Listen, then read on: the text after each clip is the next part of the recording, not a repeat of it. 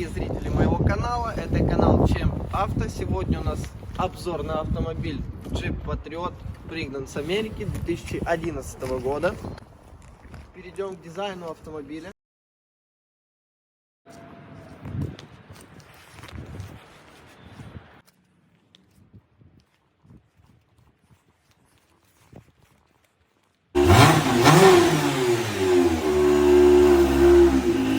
Дизайн автомобиля нам напоминает всем известный Jeep Wrangler. Поэтому можно сказать, что это маленький Wrangler или Wrangler, называйте как хотите. В их качествах автомобиль комфортный. Спереди у нас стоит подвеска типа Макферсон, сзади у нас независимая подвеска, многорычажная. Это нам дает комфорт управления и езды этого автомобиля. Автомобиль имеет у себя под капотом 2-литровый бензиновый агрегат цепного привода газораспределения. И сразу мы начнем с ходовых качеств этого автомобиля. Вариаторная коробка отличается от автоматических 6-5 ступенчатых тем, что у нее нет, по сути, передач. Вы сколько нажали на газ, столько она и поехала. Никаких переключений, никаких пинков, толчков. Сразу перейдем к тормозам этого автомобиля. Тормоза слабенькие для этого автомобиля. Сзади стоят барабанные, спереди стоят дисковые, но бюджет 8-8,5 тысяч долларов.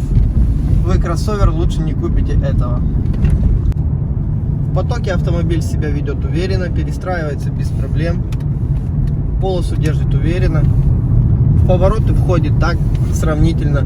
Кстати, запчасти по ходовой части сюда подходят частично от Mitsubishi Outlander, а это нам говорит о том, что это кроссовер в облике джипа с подвеской Mitsubishi Outlander. Динамика разгона этого автомобиля удовлетворительная.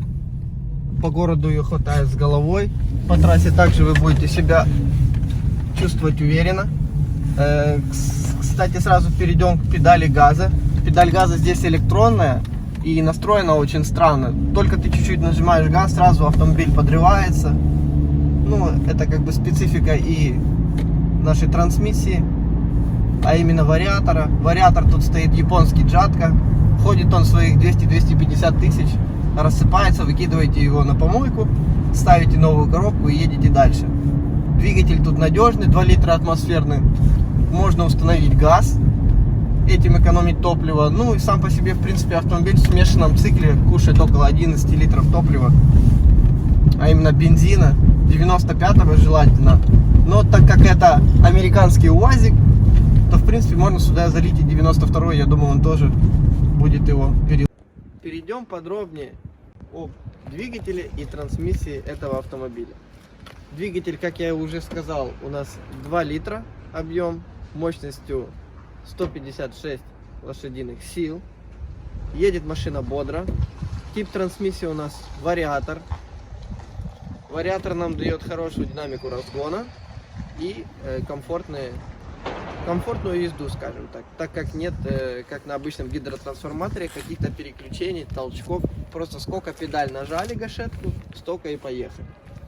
На двигатель можно установить газ, он простого типа, распределенного впрыска. Тип привода ГРМ у нас цепь спокойно свои 1250 пройдет. Конкретно на этом экземпляре пробег уже в 230 тысяч, цепь тут не слышно, мотор масло не жрет.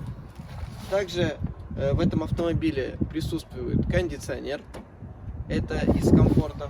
Кондиционер, гидроусилитель, неплохая мультимедиа, которая не супер играет, конечно, не Бенки Олufsen или Harman Kardon, но играет неплохо. Интерьер этого автомобиля очень приятный, качество выполнения материалов на хорошем уровне. Да, это материалы не самые мягкие, да, он где-то твердый и жесткий, но он не гремучий, он не скрипучий. И для пробегов 230 тысяч километров он очень хорошо сохранился. Багажное отделение у нас достаточно большое, как и плюсом всех кроссоверов и паркетников. Багажное отделение можно разложить в ровный пол и поместить сюда большой холодильник, чтобы было дома много еды. Мой рост составляет 1,77 м. Я помещаюсь здесь в полный рост, чувствую себя комфортно. Могу пригласить сюда еще одного человека. Можно здесь отдохнуть, прилечь, если вы устали в дороге. Потолок у нас высокий, пол у нас ровный. И в машине тепло, и ветер не дует. Вот так вот. Это из плюсов джипа Патриота. Я тут 100 раз уже все... Уже нажала? А что она не фигла? Это вот это. Подожди. Давай, поехали. Итак, здравствуйте снова, дорогие друзья.